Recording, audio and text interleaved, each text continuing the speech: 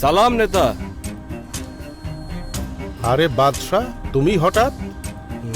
আসলাম, আমার হিস্সাটা বুঝে নিতে আসলাম। হিস্সা? কিসের হিস্সা?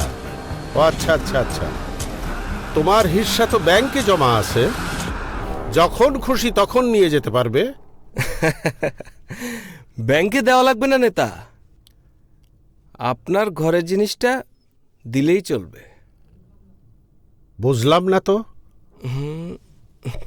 আমার ঘরের জিনিস কোনটা?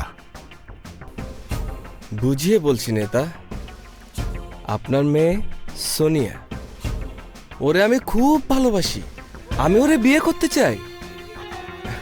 আপনি আমার ভবিষ্যৎ শ্বশুর, শ্বশুর হবেন, যা খুশি তাই করাতে পারবেন আমাকে দিয়ে। শুধু আপনার মেয়েকে বিয়ে করতে চাই, আপনি রাজি হয়ে যান নেতা।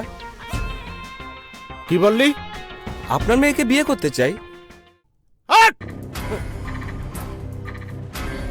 একটা কথাও না, তুই এখনই চলে যাবি।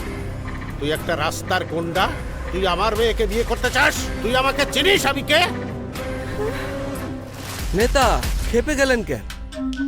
আপনি তো আমাকে চিনেন, আমি ইটা বাদশা, আমি যখন তখন যা খুশি তাই করতে পারি। সোনিয়াকে পেতে প্রয়োজনে আপনাকে এই দুনিয়ার মাঠ থেকে সরিয়ে দিতে পারি।